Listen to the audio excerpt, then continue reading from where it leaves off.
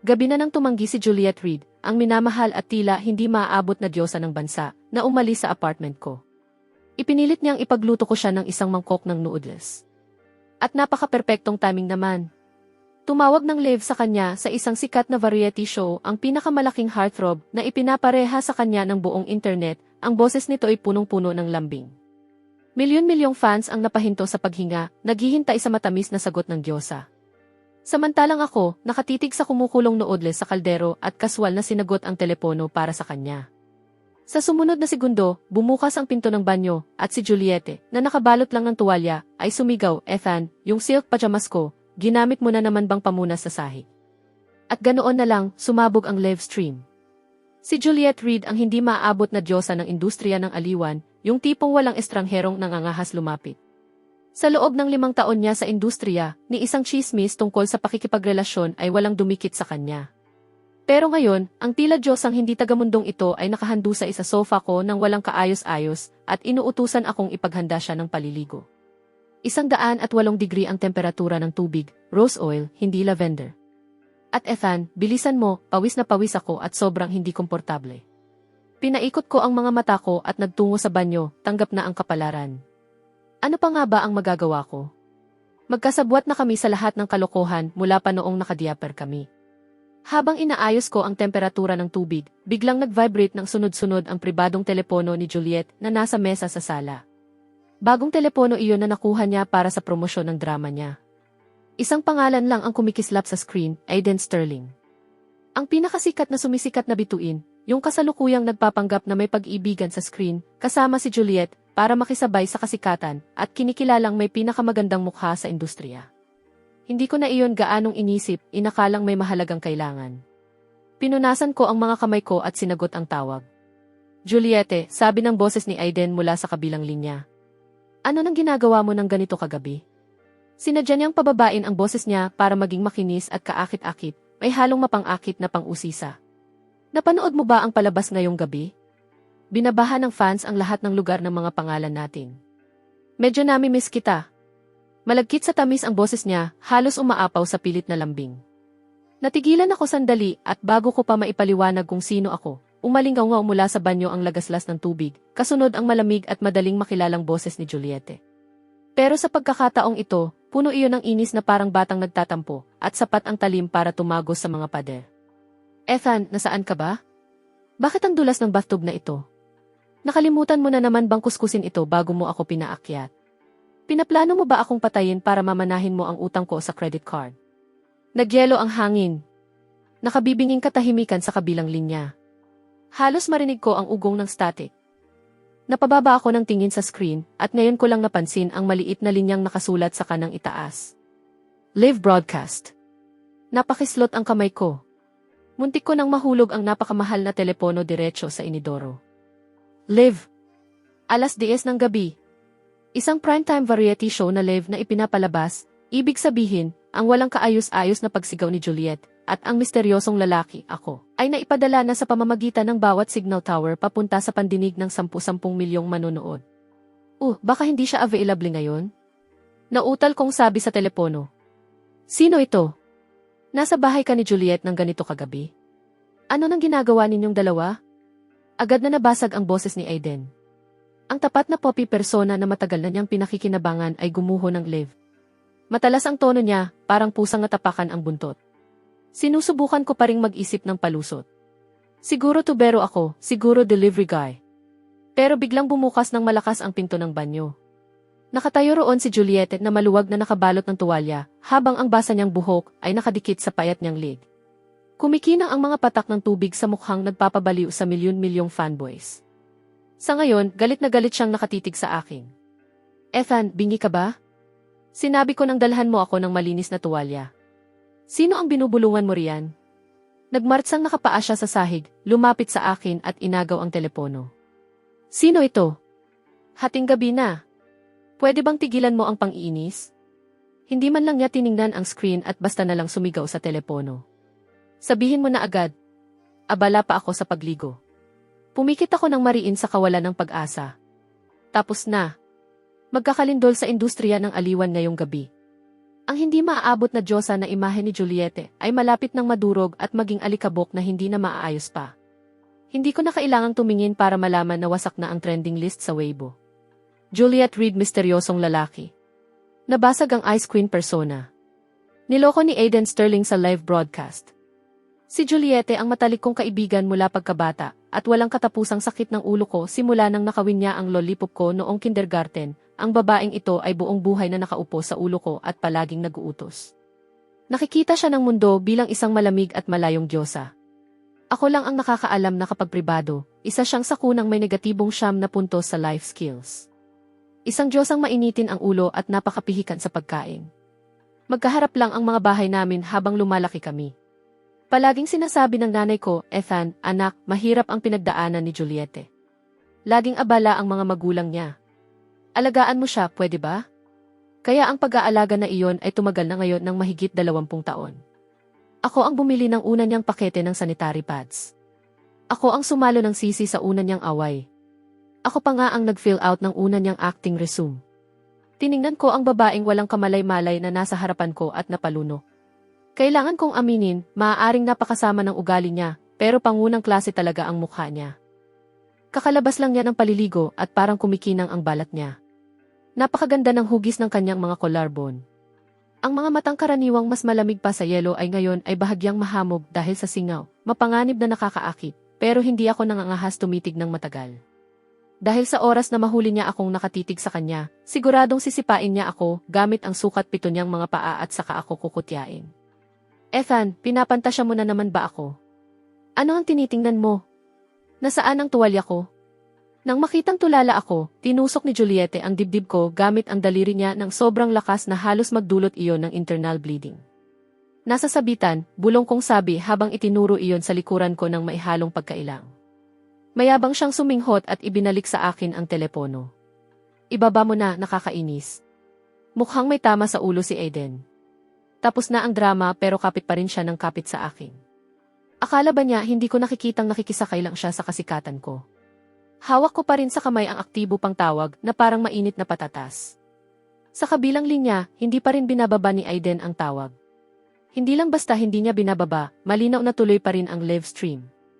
Naririnig ko ang nagkakagulong mga utos mula sa control booth at ang hindi mapigilang sigawan at paghiyaw ng mga tao sa studio. Pagkatapos, beat. Sa wakas, kumilos din ang kabilang panig at dali-daling pinutol ang signal. Sa wakas, tumahimik ang mundo. Inihagis ko ang telepono sa sofa, huminga ng malalim at nagtungo sa kusina para magluto ng noodles para sa kanyang kamahalan. Isa na iyong patakaran. Pagkatapos ng bawat paliligo, kailangan kumain ni Juliette ng scallion oil noodles na ako ang gumawa. Kapag may isang scallion na kulang, magwawala siya. Ethan, gusto ko ng 2 pritong itlog. Sigaw ni Juliette mula sa banyo, malakas ang boses na para bang wala siyang kamalay-malay na isa siyang sikat na artista.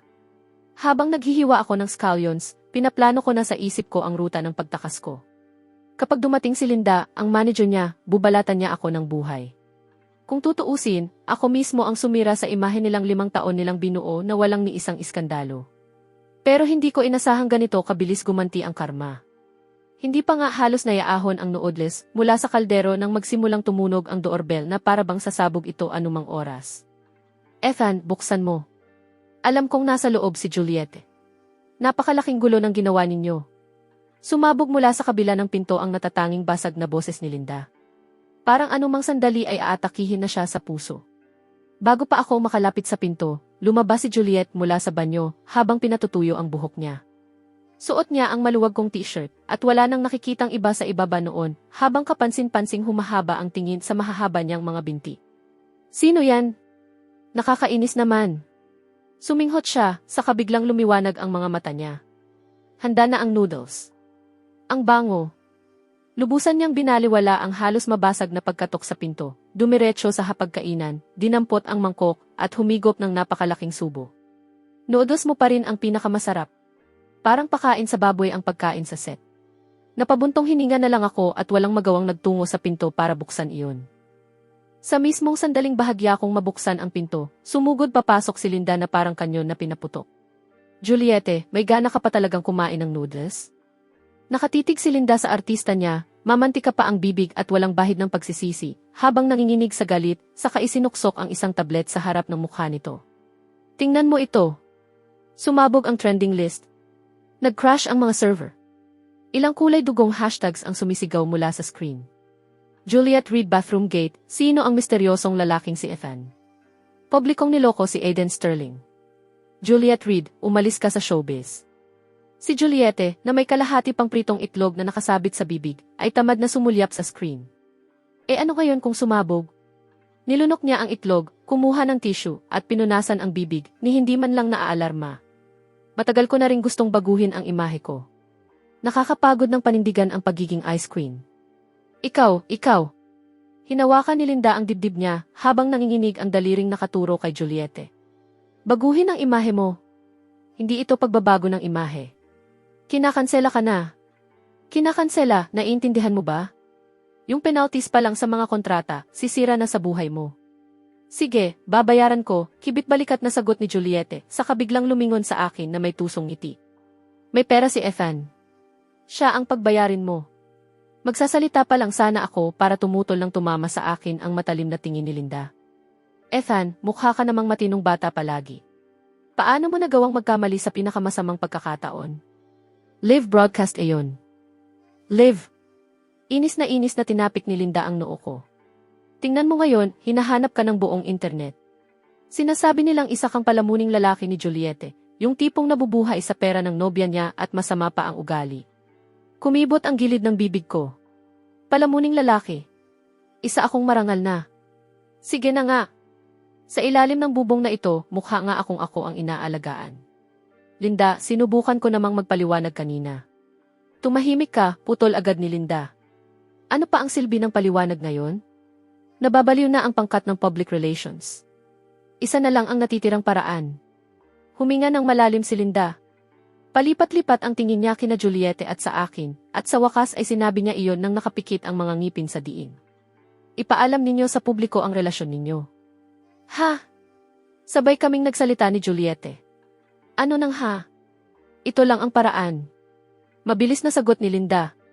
Sasabihin nating magkasintahan kayong magkababata, matagal nang magkasama, matatag at seryoso ang relasyon. Sa ganoong paraan, maililigtas natin ang simpatya ng publiko at mapapalitan ang iskandalo ng isang kwento ng tunay na pag-ibig. Hindi rin naman pangit si Ethan. Ayusan lang siya ng kaunti at maipapakita na sa publiko. Napakurap si Juliette. Pagkatapos, bigla siyang umiti. Ibinalik niya ang chopstick sa mesa, lumapit sa akin, isinampay ang isang braso sa balikat ko, at halos sumanda ng buo sa akin. Sige, payag ako. Sinwerte siya. Bahagyan niyang ikiniling ang ulo niya, at sa mahinang tinig na kami lang ang makaririnig, bumulong siya habang ang mainit niyang hininga ay dumadampi sa may tainga ko. Hoy, pandak, simula ngayon, ikaw na ang opisyal kong kinikilalang nobyo. Masaya ka ba? Lumaktaw ang tibok ng puso ko. Tiningnan ko ang mukha niya, ilang pulgada lang ang layo sa akin. Kumikislap ang mga mata niya sa pilyang pagtatagumpay, pero may iba pang nakatago sa ilalim noon. Isang bagay na hindi ko mabasa. Sakto namang nag-vibrate ang telepono ko sa bulsa. Inilabas ko iyon at tumingin. Mensaheng galing sa hindi kilalang numero. Maikli lang pero puno ng pagbabanta. Lumayo ka kay Juliette kung ayaw mong mahukay muli ang lahat ng marurumi mong sikreto. Nagliit ang mga mata ko habang nakatitig sa mensahe. Maruruming sikreto. Malinis ang naging buhay ko. Ang tanging madilim na bahagi ng nakaraan ko ay ang pag-alis ko sa grupong iyon para kay Juliette. Kaya may isang taong nagpapanik. Si Aiden? O ang mga taong sumusuporta sa kanya? Ano ng problema? Napansin ni Juliette ang pagbabago ng mood ko at yumuko para tingnan ang telepono ko. Kalmado kong nilock ang screen at itinaas ang kamay para hawakan ang kamay niyang nakapatong sa balikat ko. Malambot at malamig ang palad niya. Wala. Spam lang. Tumingin ako kay Linda. Naglaho ang tamad na ekspresyon sa mga mata ko at napalitan ng matalas na tingin. Parang ibang tao ako. Linda. Ayos lang na isapubliko ang relasyon. Pero sandali akong tumigil at nagpakawala ng malamig na tawa. Dahil kung gusto ni Aiden Sterling na tapakan kami para mas umangat siya, mas mabuting handa siyang bumagsak at madurog sa 1,000 piraso. Natigilan si Linda. Sa lahat ng taong kilala niya ako, ni minsan ay hindi niya ako nakitang may ganoong ekspresyon. Ang presensya ng isang taong sanay mag-utos mula sa itaas, walang awa at mabilis magpasya, ay sapat para makaramdam kahit ang veteranong manager na ito ng bahagyang panliliit. Ethan, ano nang balak mong gawin? Hindi ako sumagot.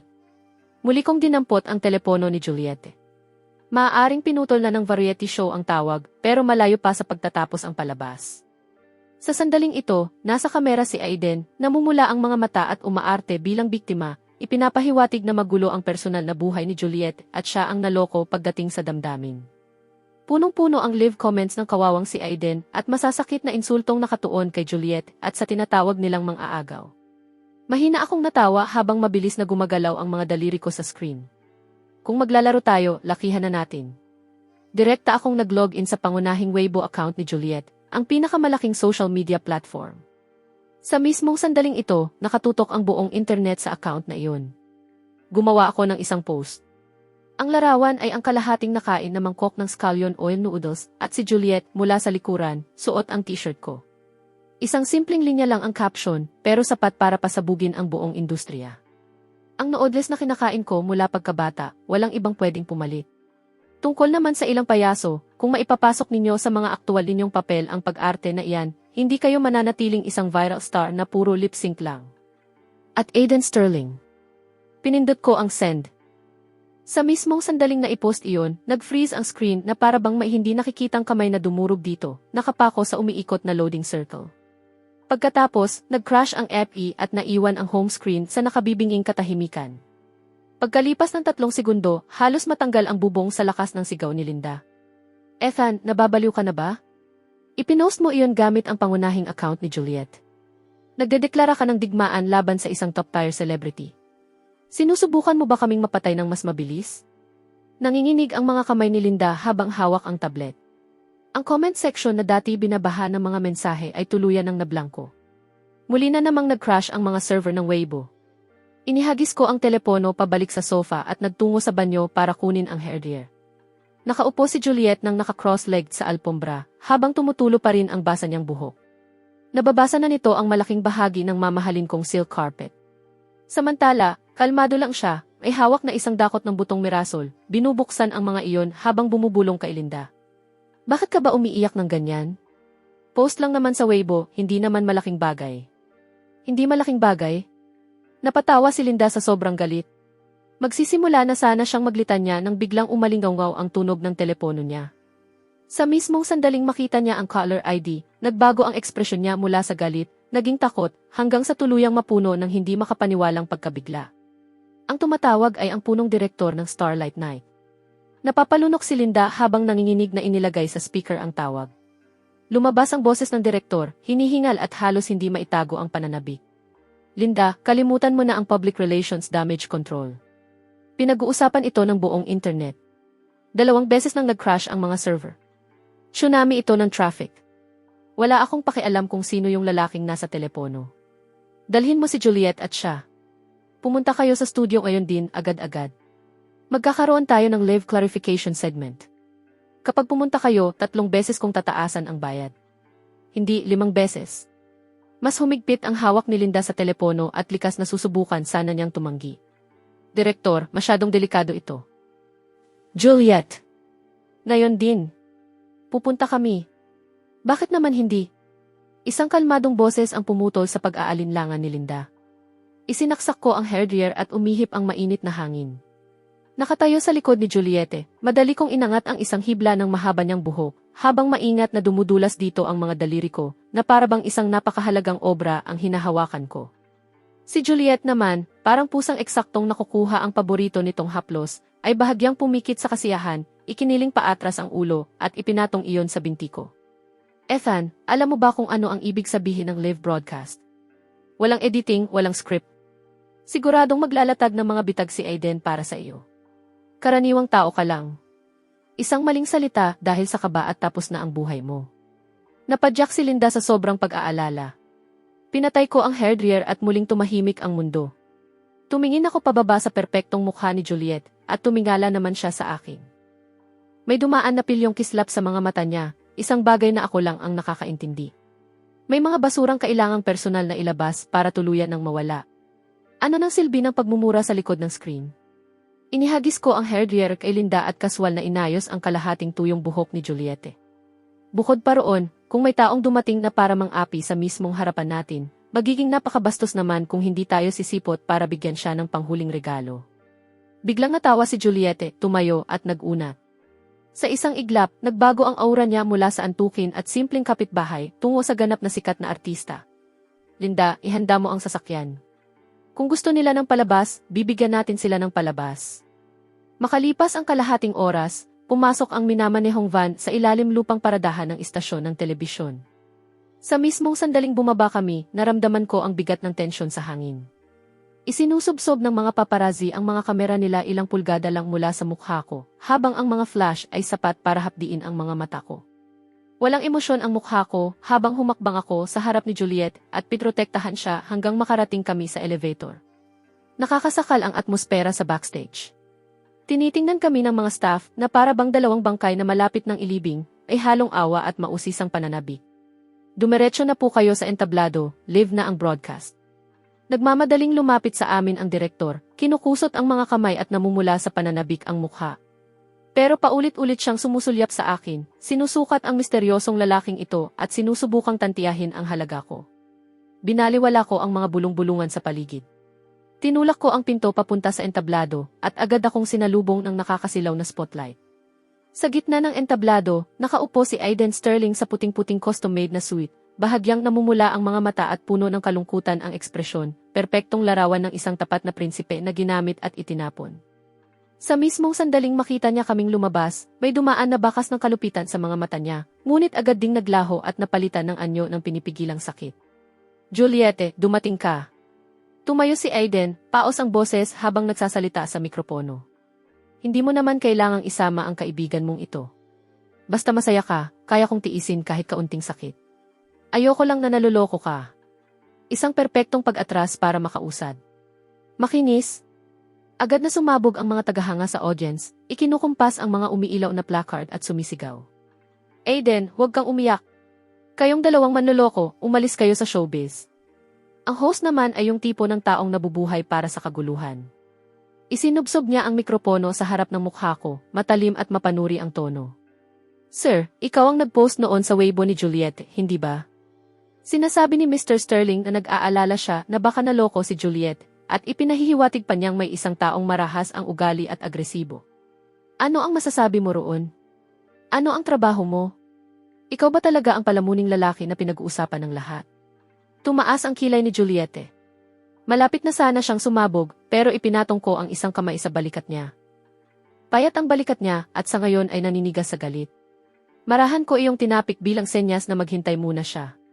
Sumingit si Aiden na may peking pagiging maginoo.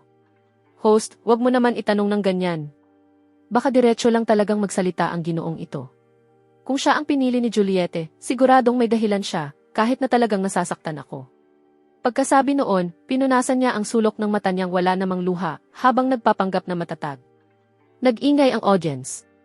Malamang sa live comments, pati buong angkan ko ay iniihaw na sa panglalait sa mga sandaling ito. Tiningnan ko ang mukhang makapal sa foundation ni Aiden at bigla akong ngumiti. Hindi ko kinuha ang mikropono ng host. Sa halip, dumiretso ako sa gitna ng entablado kung saan nakalagay ang napakalaking LED screen para sa audience interaction. Paliwanag.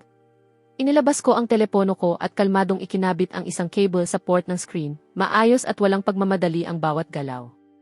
Parang hindi ito live stream na pinapanood ng 10-10 milyong tao. Parang sala ko lang. Dahil mukhang sabik na sabik ang lahat sa katotohanan, tingnan natin ang isang bagay na interesante. Kumibot ang ekspresyon ni Aiden na para bang may naramdaman siyang mali. Likas siyang sumubok na pigilan ako. Ano nang ginagawa mo? Live broadcast ito, hindi palaruan mo. Bakit parang balisang-balisa ka? Tumingin ako sa kanya, matalim ang mga mata na parang talim ng kutsilyo. Kanina lang, halos madurog sa sakit si Mr. Sterling sa pag-iyak niya sa entablado. Paano ka pa nakahanap ng oras para padalhan ako ng mensahe mula sa backstage? Pagkatapos kong sabihin iyon, agad na umilaw ang napakalaking screen. Napigil ang hininga ng buong audience. Inaasahan nilang mailalabas na matalik na larawan bilang patunay kung sino ako. Sa halip, ang lumitaw sa screen ay isang malinaw na screenshot ng text message, at ang nakalagay na sender ay pribadong numero ni Aiden Sterling. Eksaktong iyon ang laman ng mensahe. Lumayo ka kay Juliet kung ayaw mong mahukay muli ang lahat ng marurumi mong sikreto. Ang pinaka-nakapipinsala sa lahat, sinadya kong buksan ang detalye ng mensahe. Naipadala ng alas 10:15 ng gabi, lokasyon ng pagpapadala, Studio 1 backstage green room ng istasyon ng telebisyon. Biglang nabalot ng katahimikan ang buong lugar. Pati ang host ay nakatayo lang na nakanganga, nakalimutan na ang sasabihin. Hindi lang ito pagbabanta. Matibay itong ebidensya. Patunay na si Aiden Sterling ay nagpapanggap na tapat na manliligaw sa entablado habang gumagamit ng maruruming taktika sa likod nito. Tinanggal ko ang kable, humarap sa kanya, tiningnan ang maputlang-maputla niyang mukha, at saka malamig na natawa habang nakatingin diretso sa kamera. Ganito pala ginagawa ang isang top-tier celebrity. Nagpapanggap na baliw sa pag-ibig sa entablado habang nagpapadala ng mga mensaheng nagbabanta mula sa backstage. Huwag mong hukayin ang nakaraan. Humakbang ako pasulong. Likas namang umatras si Aiden at muntik pang matisod sa sofa sa likuran niya. Aiden, tinanong mo kung sino ako. Nakatuon ang tingin ko sa nanlilisik niyang mga mata na puno ng takot, tahimik ang boses ko, pero sa pamamagitan ng mikropono ay umabot iyon sa bawat sulok ng studio. Ako ang pinakamatandang kaibigan ni Juliette, ang taong 20 taon nang naglilinis ng mga kalat na iniiwan niya. Sino ka ba para isipin mong kaya mo akong takutin? Ikaw. Nagsisinungaling ka. Sa wakas ay sumabog rin si Aiden, matinis at basag ang boses. Itinutok niya ang daliri sa screen habang marahas na nanginginig ang mga kamay niya. Pineki iyan. Hindi ako ang nagpadala niyan. Ang telepono ko, tama, nawala ang telepono ko sa backstage. May nanghack nito. Ikaw. Ikaw ang kumuha ng telepono ko at ikaw ang nagplano ng lahat ng ito. Napakapangit ng palusot na iyon, maging ang sarili niyang mga tagahanga ay natigilan. Kapansin-pansing humina ang mga sigawan. Maging si Aiden ay napagtantong hindi ubra ang kasinungalingang iyon. Namuo ang pawis sa noo niya, at paikot-ikot ang tingin ng mga mata niya bago tuluyang kumapit sa akin na para bang ako ang huling pag-asa niya. Hindi ako naniniwala. Paano mahuhulog si Juliet sa isang tuso at hamak na taong gaya mo? Hinablot ni Aiden ang kurbata niya, at tuluyang winasak ng pangit na galit ng nasaktang pagmamataas ang elegante niyang maskara. Nagmartsa siya papunta sa piano sa entablado, ang piano na inihanda ng programa para sa talent showcase niya. Ethan, tama? Hindi ba tinawag mo akong viral star na puro lip-sync? CJ. Malakas niyang pinindot ang mga tekla at umalinggaw ang magulong tunog sa buong bulwagan. Kung tunay kang lalaki, tigilan mo ang pagtatago sa likod ng babae at ang paggamit ng maruruming pakana. Maglaban tayo ng harapan. Talento, piano, gitara, pagkanta, ikaw ang pumili. Ipapakita ko kay Juliet kung sino talaga ang may talento at kung sino ang walang silbing palamuning lalaki. Namumula ang mga mata niya habang naghahamon, pilit na ginagamit ang labanang ito para mailigtas ang bumabagsak niyang sitwasyon at mabawi ang kalamangan sa sarili niyang teritoryo. Pinaikot ni Juliette ang mga mata niya at muntik nang murahin siya, pero muli ko siyang pinigilan. Tiningnan ko ang mamahaling Steinway grand piano, saka si Aiden. Puro tahol, walang kagat. Dahan-dahan kong inirolyo ang mga manggas ko. Paligsahan sa talento. Napangiti ako, tila naaaliw.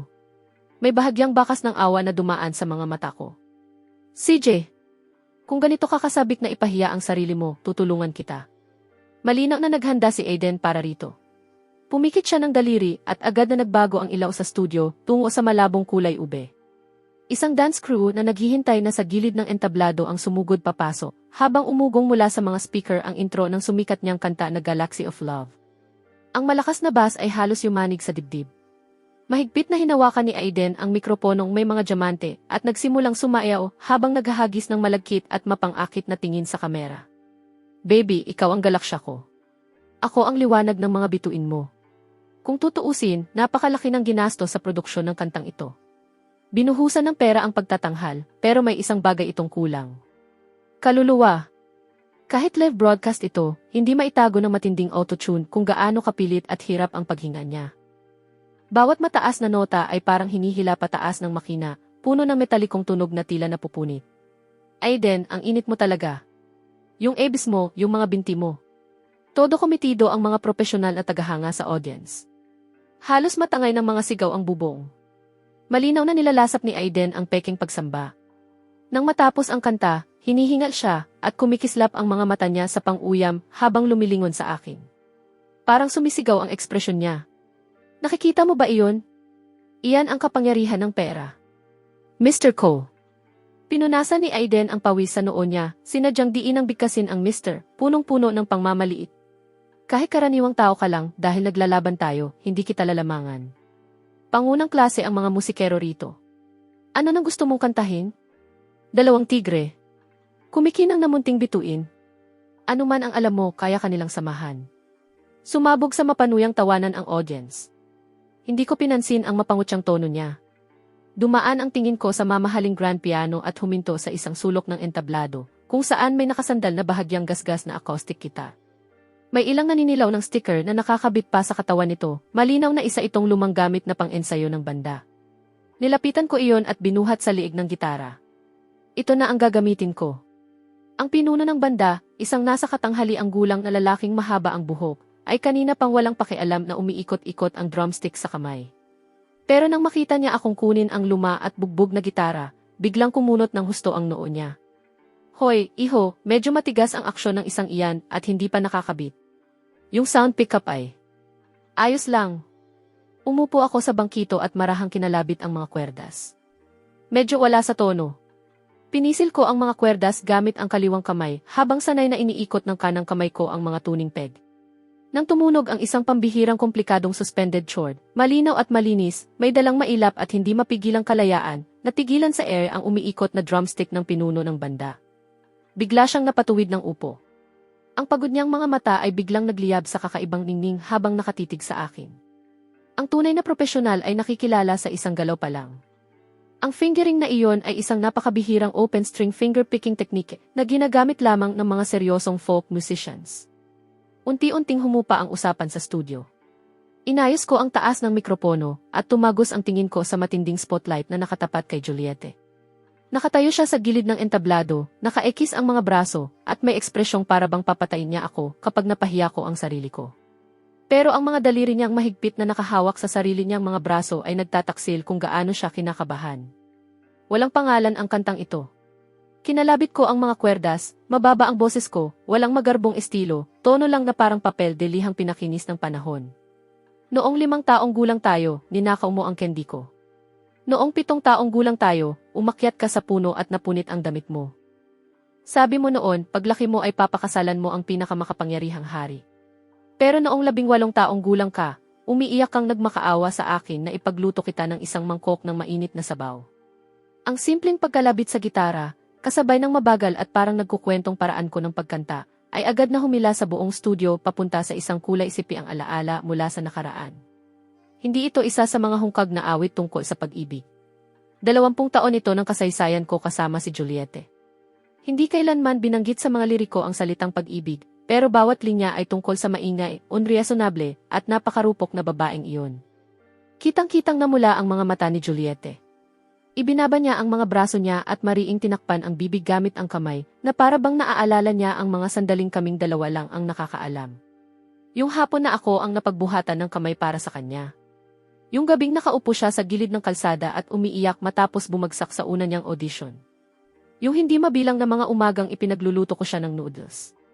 Pagdating sa chorus, bumilis ang galaw ng mga daliri ko sa hindi regular na ritmo, parang bigla ang ulan. Patuloy na tumitindi ang emosyon. Napakasilaw at napakagulo ng mundong ito. Lahat ay naghahangad ng kasikatan.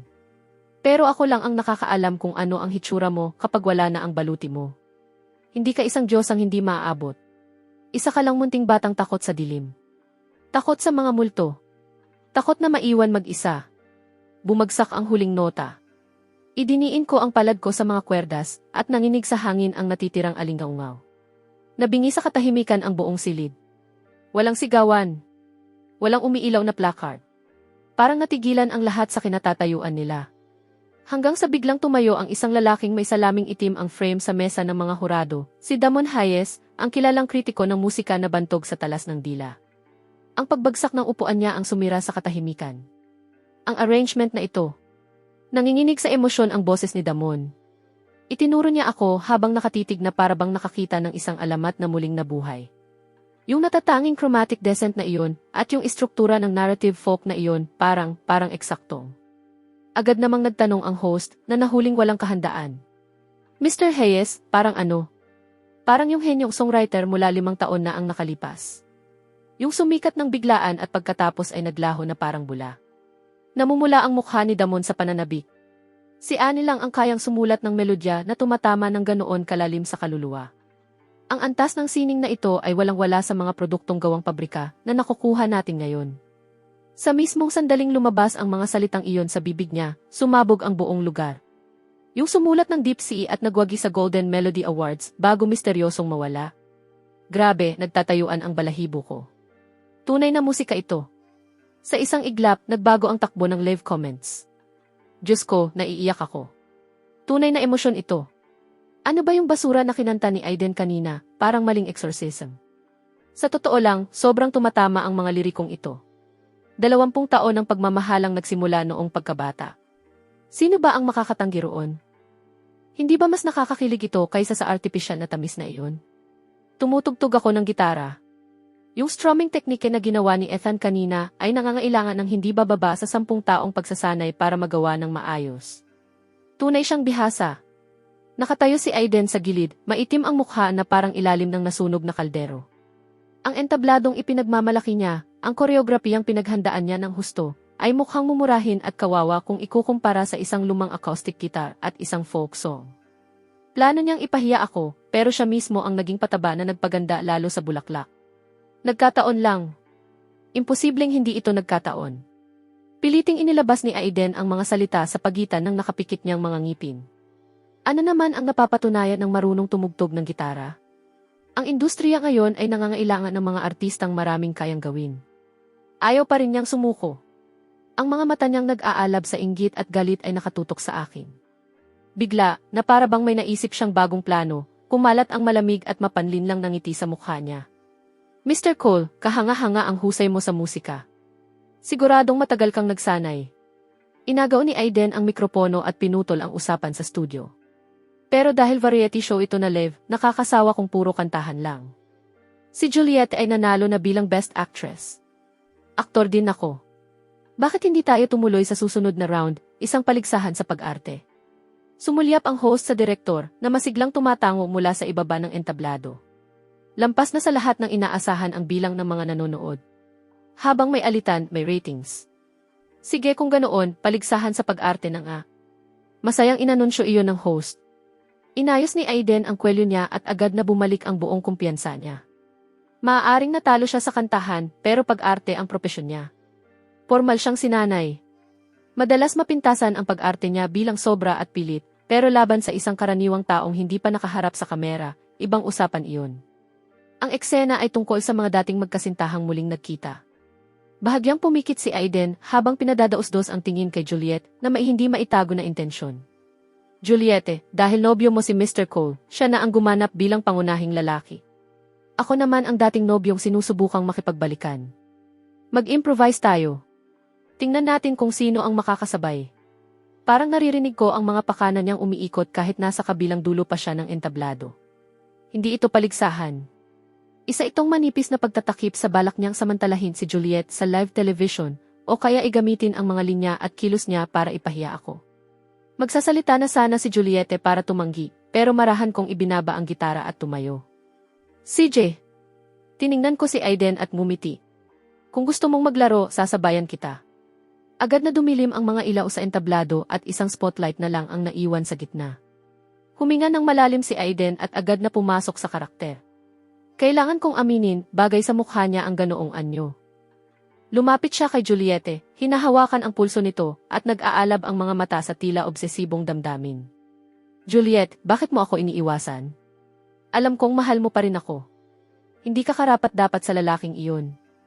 Habang binibigkas ni Aiden ang mga linya niya, ginagamit niya ang pagkakataon para mas mapalapit ang katawan niya kay Juliette, habang ang isa niyang kamay ay dahan-dahang dumudulas papunta sa baywang nito.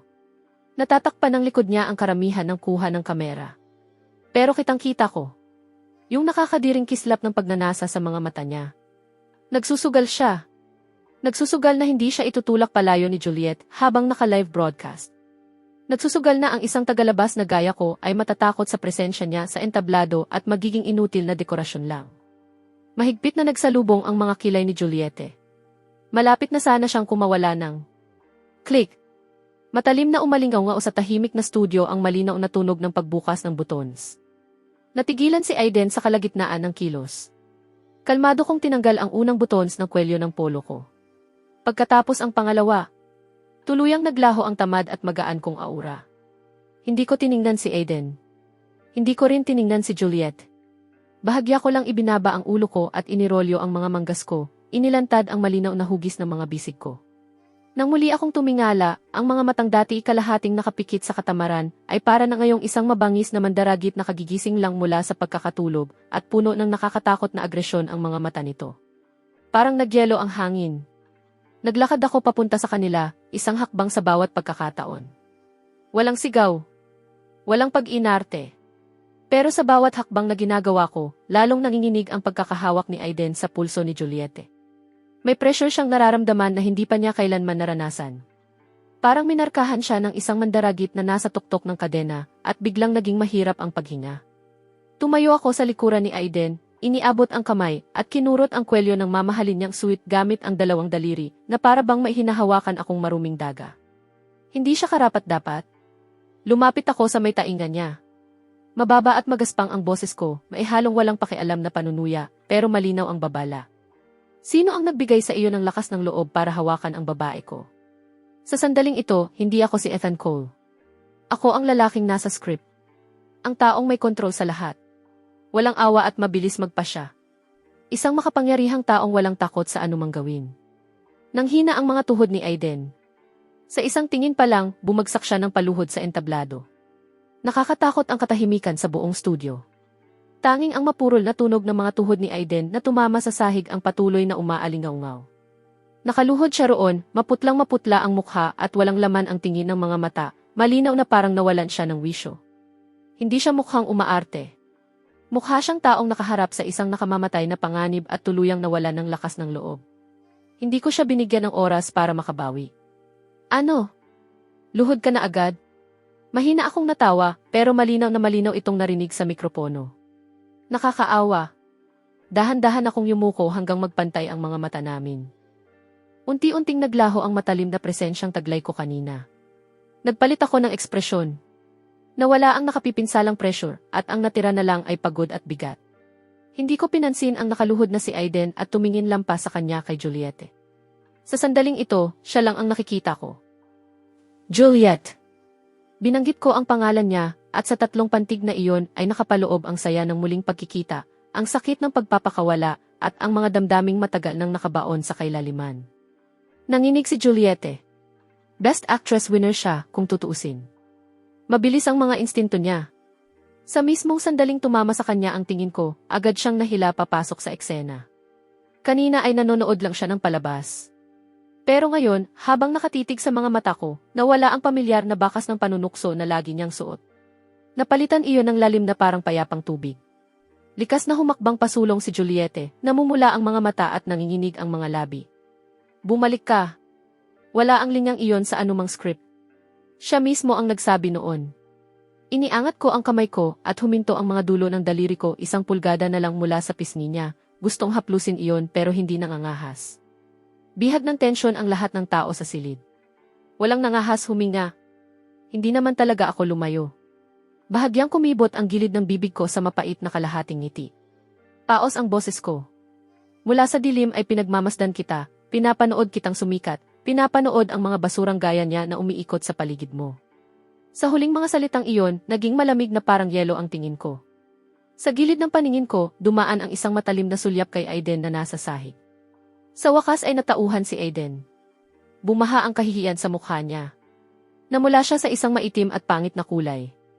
Siya, ang tanyag na top celebrity, ay nakaluhod sa harap ng isang ordinaryong tao sa live broadcast. Kapag kumalat ito, tapos na ang karera niya. Nagsisinungaling ka. Tumalon si Aiden pabalik sa pagtayo, itinuro ako at sumigaw, desperadong sinusubukang bawiin ang eksena. Ako ang bida. Isa ka lang side character. Direktor, binabago niya ang script. Basag, tuyo at matinis ang boses niya. Kung ihahambing sa enerhiyang inilalabas naming dalawa ni Juliette, mukha siyang desperadong payaso na alanganin sa bawat kuha ng kamera. Hindi man lang ako lumingon. Sinulyapan ko lang siya ng walang pakialam na para bang isa siyang langgam sa gilid ng daan. Itinaas ko ang hintuturo ko sa mga labi ko. Nag-uusap ang mga matatanda. Makialam ang mga bata. Sa iisang linyang iyon, tuluyan nang nabasag si Aiden. Bumubuka at sumasara ang bibig niya na parang isdang wala sa tubig. Kumakaskas ang lalamunan niya, pero wala siyang maibulalas na kahit isang kumpletong pangungusap. Lahat ng linyang inihanda niya. Lahat ng pagtatapat at paratang niya. Parang naglaho sa isip niya. Naging dekorasyon na lang siya sa likuran. Hindi pa nga dekorasyon. Isa na lang siyang bagay na nakaharang. Biglang umugong ang boses ng direktor mula sa mga speaker. Perpekto. Talagang perpekto. Hindi ka panipaniwala ang paggamit ninyo ng mga mata sa eksenang iyon. Muling lumiwanag ang mga ilaw sa studio at tuluyang naglaho ang mabigat at nakakapit na tensyon sa hangin. Ibinaba ko ang kamay ko. Naglaho ang emosyon sa mga mata ko at bumalik ako sa dati kong tamad at walang pakialam na anyo. Parang ibang tao na lang yung lalaking naroon kanina. Nakatulala pa rin si Juliette, may mga luhang nakadikit sa gilid ng mga mata niya habang nakatitig sa akin, hindi pa rin lubos na nakakabawi. Kumuha ako ng tissue mula sa bulsa ko at iniabot iyon sa kanya. Punasan mo na. Masisira ang makeup mo. Doon lang siya natauhan. Matalim niya akong tiningnan, inagaw ang tissue, at marahas na pinunasan ang mukha niya, pero namula ang mga tainga niya. Ethan, kailan? Kailan ka natutong umarte? Mahina niyang tanong na para bang hindi siya makapaniwala. Kibit balikat lang ang isinagot ko.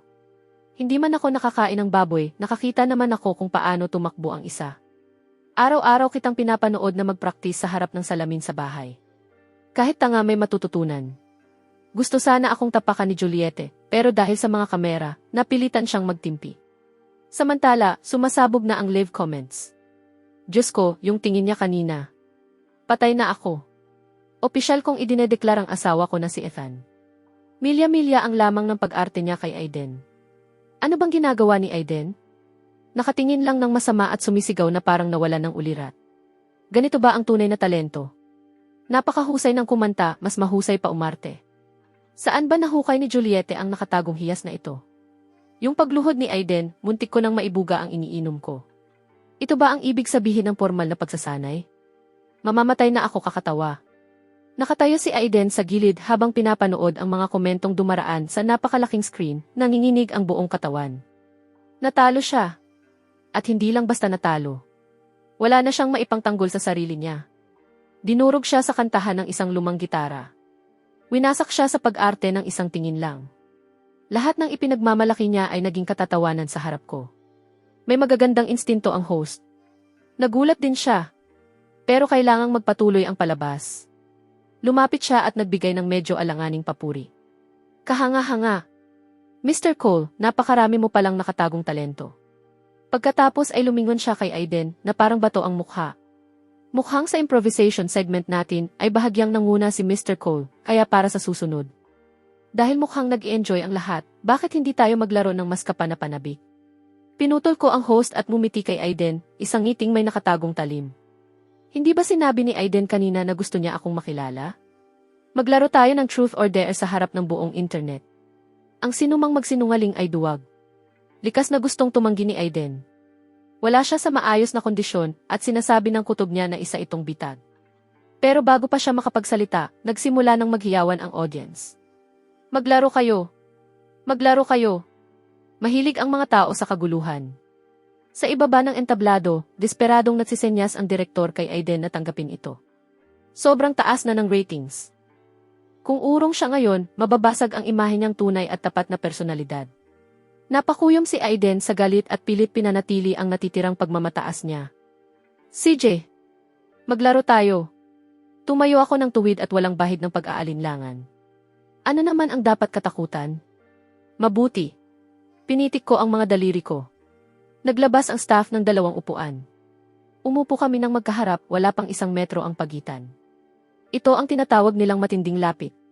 Sa ganitong distansya, mas tumitindi ang epekto ng pananakot. Imposibleng maitago ang kahit pinakamaliit na pagbabago sa ekspresyon niya. May master's degree ako sa psikolohiya. Bihira ko itong gamitin, pero para sa isang hungkag na taong gaya ni Aiden, higit pa iyon sa sapat. Dahil isa lang naman akong ordinaryong tao, ako na ang mauna. Sumandal ako sa upuan habang tamad na iniikot ang lighter sa kamay ko. Mr. Sterling, simple lang ang unang tanong. Mahal mo ba talaga si Juliette? Napakurap si Aiden. Hindi niya inaasahang ganoon lang kadali ang tanong. Agad niyang inayos ang ekspresyon niya at humarap sa kamera ng puno ng sinseridad. Siyempre. Saksi ang langit at lupa sa nararamdaman ko para kay Juliette. Sa loob ng 5 taon ako ay nagsisinungaling ka. Malamig ko siyang pinutol. Lumaki ng kalahating milimetro ang mga pupil mo. Kumiskis ang kaliwang palasingsingan mo sa tahi ng pantalon mo. Karaniwan iyang senyales ng pagkabalisa. Bukod pa roon, huminto ka ng 1.2 segundo bago sumagot at napunta sa kanan at paitaas ang tingin mo. Sa response zone ng cerebral cortex, indikasyon iyon ng pagbuo ng kasinungalingan. Parang makina kong binigkas ang bawat detalye. Sumabog sa reaksyon ang audience. Nagbago ang mukha ni Aiden. Ikaw, anong kalokohan ang sinasabi mo? Larong pang-isipan lang iyan. Hindi ako naniniwala. Kung kalokohan man o hindi, ikaw mismo ang nakakaalam. Bahagya akong yumuko pasulong at agad na sinakop ang espasyo sa pagitan namin. Ikalawang tanong. Sinabi mo na 5 taon na ang nakalipas ay nag-aral ka ng musika sa Berkeley sa ibang bansa, kaya hindi ka nakadalo sa seremonya ng Golden Melody Awards, tama? Parang bumagsak ang sikmura ni Aiden. Iyon ang pinakamakintab na bahagi ng resume niya. Ang credential na ginagamit ng mga tagahanga niya para tawagin siyang musikal na henyo. Siyempre. Pilitan niyang inilabas ang sagot habang namumuo ang malamig na pawis sa noo niya. Kasali ako sa isang saradong training program doon ng 1 taon. Saradong training program? Tumango ako habang may bakas ng aliw sa mga mata ko. Nakakatuwa naman. Dahil noong taglamig 5 taon na ang nakalipas, sa panahon ng sinasabi mong pagsasanay, lumabas sa isang internet cafe dito sa bansa ang login IP ng social media account mo. Boom! Parang bomba ang linyang iyon nang sumabog sa buong studio. Marahas na lumiit ang mga pupil ni Aiden. Namutla ang mukha niya. Ikaw, paano mo nalaman iyan? Tinunton mo ang IP ko. Labag sa batas iyan. Nataranta siya. Nakalimutan niyang itanggi ang paratang. Sa halip, agad niyang kinuwestiyon kung paano ko nalaman. At para na rin iyong pag-amin. Kung ayaw mong mabunyag, hindi mo sana ginawa. Patuloy akong umabante, pinapabilis ang mga tanong, hindi binibigyan si Aiden ng kahit kaunting oras para makapag-isip. Ikatlong tanong. Noong araw bago inilabas ang Galaxy of Love 5 taon na ang nakalipas, nakipagkita ka ba sa isang tao? Isang songwriter na gumagamit ng pangalang E. Sa mismong pagbanggit sa pangalang E, para bang tinamaan ng kidlat si Aiden. Nanginig ang buong katawan niya. Ang pangalang iyon ang bangungot niya. At iyon rin ang ebidensya laban sa kanya. Hindi, wala akong kilalang E.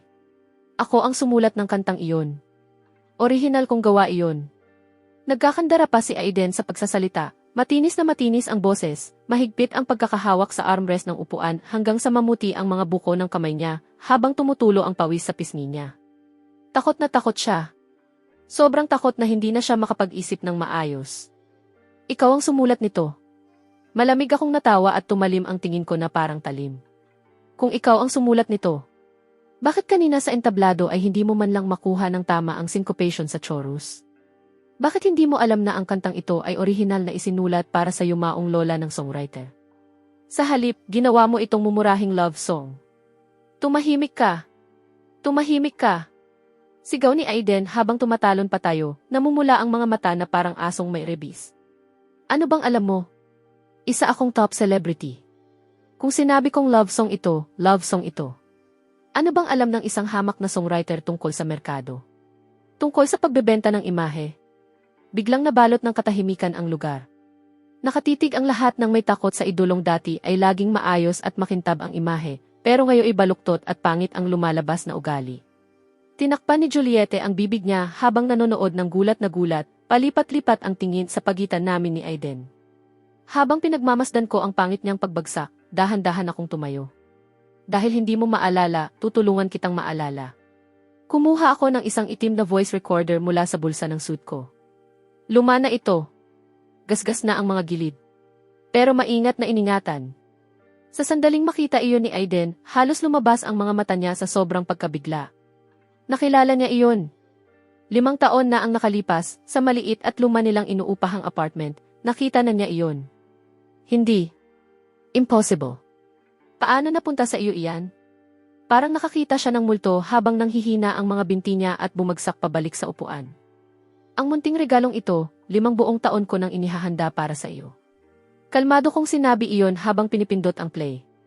Isang bugso ng static ang umalinggaw-ngaw, at kasunod nito ay isang bata, mayabang, at napakapamilyar na boses ang dumaan sa mikropono, pinuno ang buong studio, at umabot sa pandinig ng 10 milyong manonood.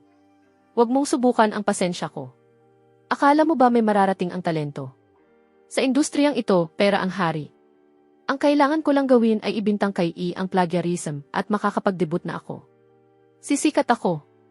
At tungkol naman sa tanga na si E, hayaan mo siyang akuin ang sisi at maglaho. Wala namang maniniwala sa kanya.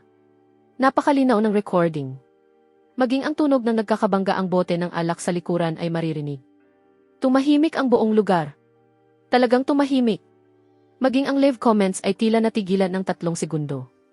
Sa isang iglap, nawalan ng kulay ang mukha ni Aiden. Kulay abo ito, parang bangkay.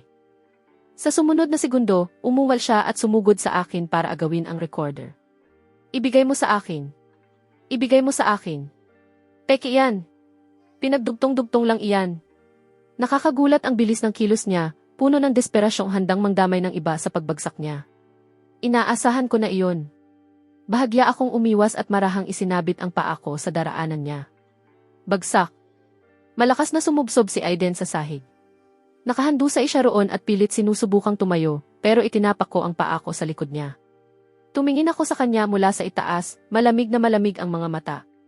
Aiden, tapos na ang laro. Huminto ang recording. Pero ang mayabang na linyang iyon, pera ang hari, ay nanatiling nakabitin sa hangi na parang isang malakas na sampal, paulit-ulit na umaalingaw sa tahimik na studio. Walang imik ang buong lugar. Nakahiga si Aiden sa sahig, marahas na nanginginig ang katawan.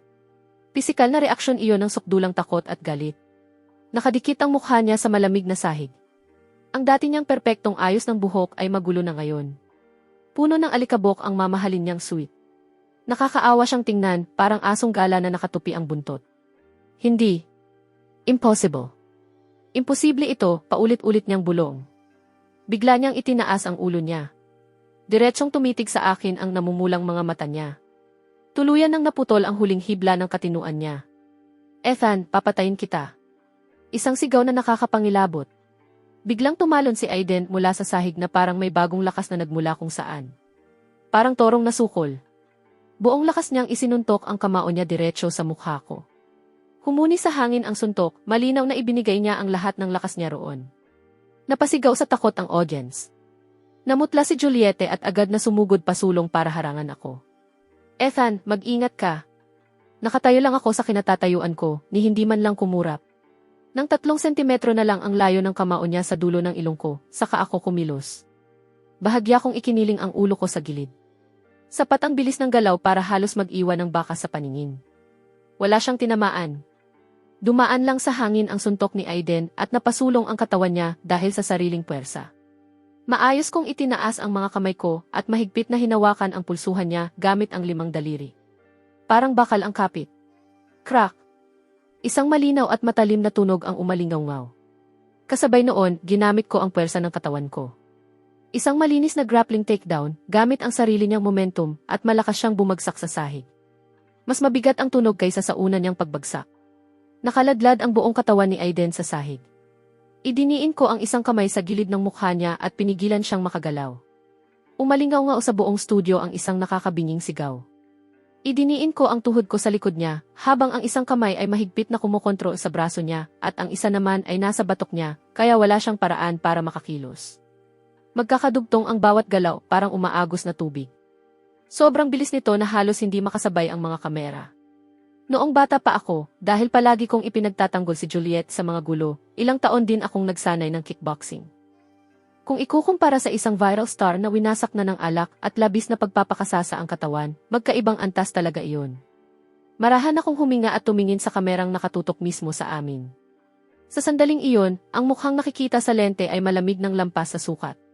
Ibinaba ko ang ulo ko malapit sa tainga ni Aiden habang nagpupumiglas siya at nagmumura sa pagitan ng mahigpit na pagkakakuyom ng mga ngipin niya. Matalim na parang yelo ang boses ko. Aiden, alam mo ba kung bakit hindi kita ginalaw sa loob ng 5 taon?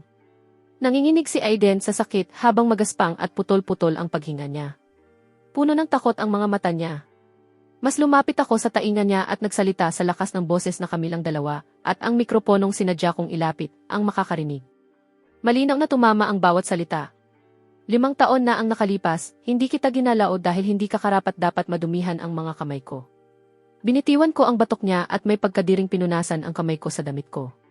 Pagkatapos ay tumayo ako at tumingin sa kanya mula sa itaas. At sinabi ko sa kamera ang linyang 5 taon kong kinimkim sa dibdib ko. Ngayon lang kita ginalaw para makausad ng malinis ang karera ni Juliette. Tumahimik ang buong studio sa loob ng 1 segundo. At sa sumunod na sandali, parang bulkan na matagal na pinigil at tuluyang sumabog. Nagliyab ang buong lugar. Tuluyang napuno ang screen ng live comments. Isang makapal na pader ng pulang tandang padamdam. Napakagaling ni Ethan, grabe ang mga galaw niya. Tunay na lalaki, ganito ang tunay na lalaki. Pinrotektahan ang babaeng mahal niya, nagtiis ng 5 taon at sa wakas ay kumilos. Yung linyang hindi ka karapat-dapat madumihan ang mga kamay ko, sobrang lupit. Tapos na talaga si Aiden. Ang sarap panoorin ng pagkakapigil na iyon. Ganito ang nangyayari kapag ginugulo mo ang mga tahimik na tao. Sa sandaling iyon, bumukas ng malakas ang pangunahing pinto ng studio. Ilang pulis na nakauniporme, kasama ang seguridad ng istasyon, ang seryosong nagmarch sa papunta sa entablado. Mr. Sterling, nakatanggap kami ng ulat na pinaghihinalaan kayong sangkot sa maraming kaso ng pandarayang pangkomersyo, pangingikil, at malubhang pag-iwas sa pagbabayad ng buwis. Mangyaring sumama kayo sa amin upang tumulong sa investigasyon. Ipinakita ng namumunong opisyal ang badge niya, at bago pa tuluyang makabawi si Aiden, nakakabit na ang malamig na posa sa mga pulsuhan niya. Hindi lang ebidensya ng plagiarism ang recording na iyon. Matibay rin itong patunay kung paano siya umakyat sa tuktok gamit ang maruruming paraan. Idagdag pa ang pananakit na ginawa niya sa live broadcast, at malinaw na mabigat ang kahaharapin niyang kaso. Kulay abo ang mukha ni Aiden. Nanghina ang mga binti niya at halos kalagkarin siya ng 2 opisyal habang inilalabas.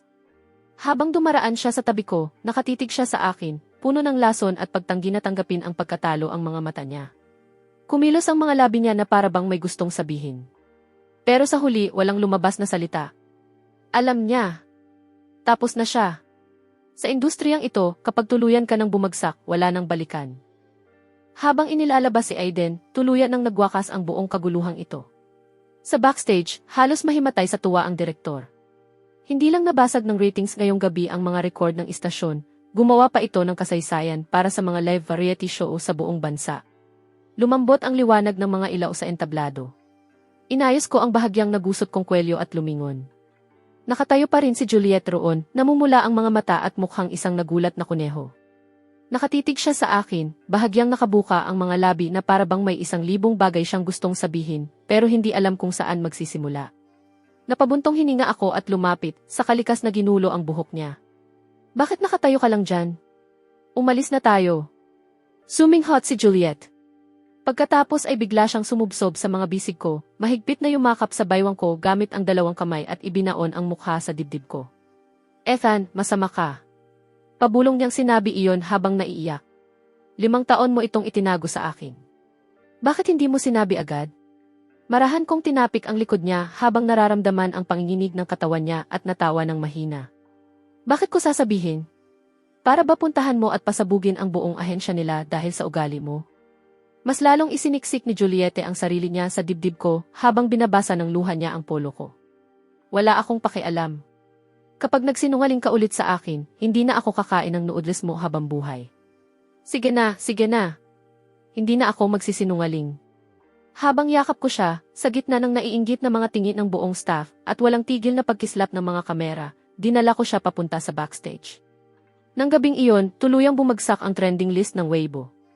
Ethan at Juliette, malaengkantadong magkasintahan. Naaresto si Aiden Sterling. At nagbalik ang alamat. Ang 3 hashtag na iyon ang nangibabaw sa tuktok ng trending list sa loob ng 1 buong linggo. Lumipas ang 3 buwan sa isang kisapmata. Isang gabi ng huling bahagi ng taglagas at may matalim na lamig ang hangin. Gaganapin ngayong gabi sa National Grand Theater ang Golden Statue Awards, ang pinakamataas na karangalan sa industriya ng pelikula sa bansa. Sa magkabilang gilid ng pulang karpet, ginagawa ng mga spotlight na parang araw ang gabi. Tuluyan nang naglaho ang pangalan ni Aiden sa mundo ng entertainment. Ayon sa balita, 7 taon ang sentensya niya at kasalukuyang gumagawa ng uniforme sa loob ng bilangguan. Samantala, si Juliette, sa pamamagitan ng pelikulang Silent Testimony na nagpabago sa takbo ng karera niya, ay nakakuha ng nominasyon sa bawat pangunahing film festival. Naupo ako sa ikatlong hanay sa seksyon para sa pamilya, suot ang isang suit na hindi masyadong kasya sa akin, habang walang pakialam na nag-scroll sa telepono ko. Sa paligid ko, puro bigating pangalan sa industriya at mga celebrity ang nakaupo, lahat tuwid na tuwid ang upo. Ako lang ang mukhang hindi bagay dito. At ngayon, ang sandaling hinihintay ng lahat. Binuksan ng presenter ang sobre, dahan-dahang binibigkas ang mga salita para sa dramatikong suspense. Ang nagwagi sa taong ito ng Golden Statue Award para sa Best Actress ay si Juliette Reed para sa Silent Testimony. Parang kulog ang palakpakan na bumalot sa buong venue. Lumipat ang malaking screen sa close-up ni Juliette, suot ang deep blue na backless evening gown ngayong gabi, nakaangat ang mahabang buhok na nakalabas ang eleganting linya ng lig niya, nakakabighaning ganda. Sa sandaling marinig niya ang pangalan niya, lumitaw ang pamilyar niyang mahinahong ngiti. Tumayo siya ng elegante, bahagyang hinawakan ang laylayan ng gown, at dahan-dahang umakyat sa entablado para tanggapin ang mabigat na tropeo. Humakbang siya papunta sa mikropono at huminga ng malalim. Tumahimik ang buong hall, hinihintay ang acceptance speech ng bagong Best Actress. Ayon sa tradisyon, dapat magpasalamat siya sa direktor, sa crew, sa magulang, at magtapos ng isang nakaka-inspire na mensahe. Hinawakan ni Juliette ang award at nilibot ang tingin sa siksik na tao sa hall, hanggang sa tumama mismo sa isang sulok ng ikatlong hanay, eksakto kung nasaan ako nakaupo. Ang layer ng untouchable goddess sa mga mata niya ay parang natunaw na yelo sa tagsibol. Kumurap siya, at lumitaw ang isang pilyong ngiti, yung ngiti lang na ipinapakita niya sa akin. Ngiti ng bratty na childhood best friend. Sa totoo lang, wala talaga akong inihandang acceptance speech. Malinaw at mainit ang boses ni Juliette, umaalinggaw sa buong hall. Dahil bago ako pumunta dito ngayong gabi, may nagsabi sa akin, manalo man o matalo, may late night snack na naghihintay sa bahay. Natawa ng malakas ang buong crowd. Itinaas ni Juliette ang award at tinawag ako nang walang kahit anong pag-aalinlangan. Ethan, ready na ba ang noodles? Gutom na ako. Isang segundo ng katahimikan, tapos biglang sumabog ang mas malakas na tawanan at palakpakan sa buong lugar. Walang umasa na sa pinakamatayog na sandali ng karyer niya, ang babaeng kilala sa malamig at hindi maabot na imahe ay ipagmamalaki ang relasyon niya sa buong bansa para lang sa isang bowl ng noodles. Sumabog ang live comment sa screen. Ha ha ha, talagang kanya si Ethan, sobrang sakto. Grab si Juliette. Ito ba ang itsura ng top-tier humble brag? Isang Best Actress trophy, mas mababa pa ang halaga kaysa sa isang bowl ng noodles. Ship. Sobrang ship, parang pwede ko na silang i-ship habang buhay. Mula sa ibaba, habang pinapakinggan ko ang sigawan at palakpakan sa paligid, napailing na lang ako nang walang magawa. Talagang ganito siya.